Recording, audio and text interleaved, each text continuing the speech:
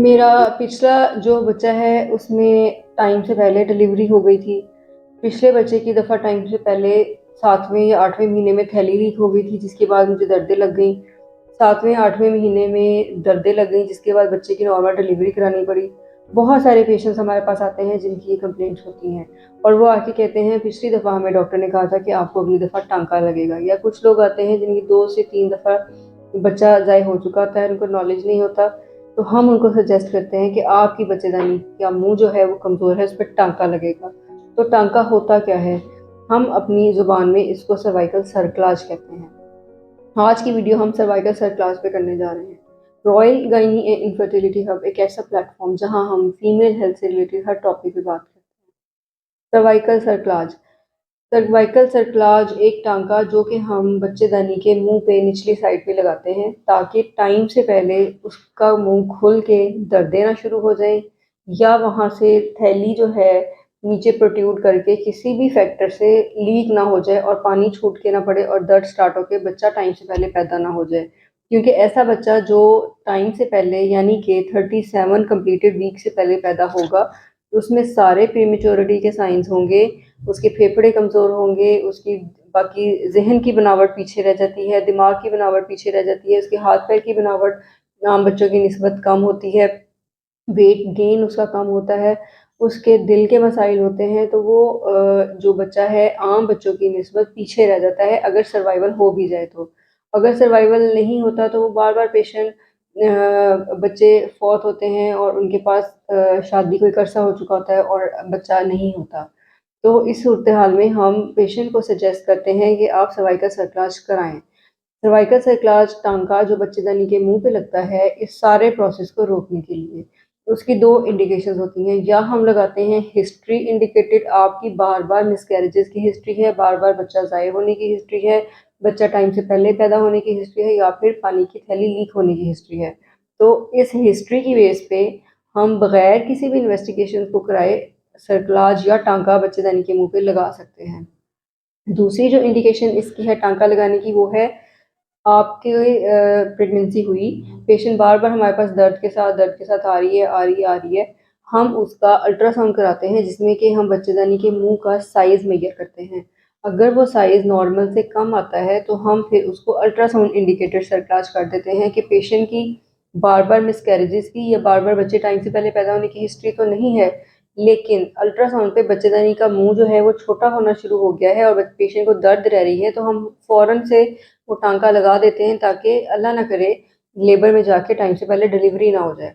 क्योंकि टाइम से पहले डिलीवरी होगी तो बच्चा नर्सरी जाएगा, नर्सरी जाके उसका सर्वाइवल बहुत पुअर होता है। अक्सर बच्चे पैदा होने के कुछ दिनों के बाद, कुछ घंटों के बाद फ़ौत हो जाते हैं और अगर बच्चा ज़िंदा रहता है तो वो लॉन्ग टर्म कॉम्प्लिकेशंस बच्चे में आ जाती हैं।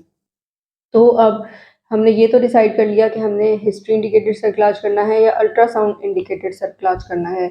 एक रफ सी हम एस्टिमेशन लेते हैं कि अल्ट्रासाउंड पे जो सर्विक्स का मुँह है, बच्चेदानी का मुँह है, उसकी जो लेंथ है वो 3 सेंटीमीटर से अगर कम है तो हम ये सर्कलाज कर देते हैं। ये हमने करना कब होता है? इसको हमने जो एक किताबों में चीज़ लिखी हुई है कि हम इसको जो 12वें हफ्ते का अल्ट्रासाउंड है, नकल ट्रांसपेरेंसी कराते हैं और उसके बाद हम इसको प्लान कर सकते हैं।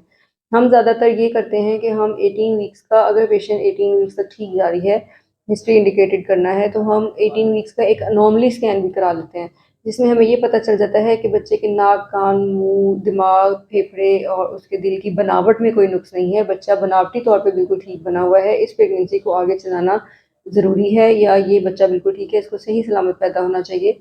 तो हम उस अल्ट्रासाउंड के फ़ौरन बाद, जैसे अगर हमने 18 वीक्स पे अल्ट्रासाउंड कराया तो 19 वीक्स पे हम ये सर्कलाज या टांका लगा देते हैं, ताकि ये प्रेगनेंसी ठीक चले और अबॉर्शन ना हो। अब ये हम क्यों करते हैं? ताकि एक अबनॉर्मल बच्चा जो एक नेचुरल प्रोसेस है, अगर बच्चे की बनावट नहीं सही, तो वो एक नेचुरल प्रोसेस है कि आहिस्ता-आहिस्ता जाके वो लेबर इंड्यूस कर देता है या बच्चा फ़ौत हो जाता है तो डिलीवरी हो जाती है, जो कि पेशेंट के लिए बेनिफिशियल है, ताकि पेशेंट 37 वीक्स तक एक अबनॉर्मल बच्चे को ले जाने से पहले ही डिलीवर हो जाए और नॉर्मल डिलीवर हो जाए। वरना अगर हमें पता ही नहीं चलेगा कि बच्चे में बनावटी नुक्स से प्रेगनेंसी चलती जाएगी, तो हमें उस बच्चे के लिए जो अबनॉर्मल है, जिसने बचना भी नहीं है, तो पेशेंट को भी हमें ऑपरेशन करके स्कार देना पड़ता है।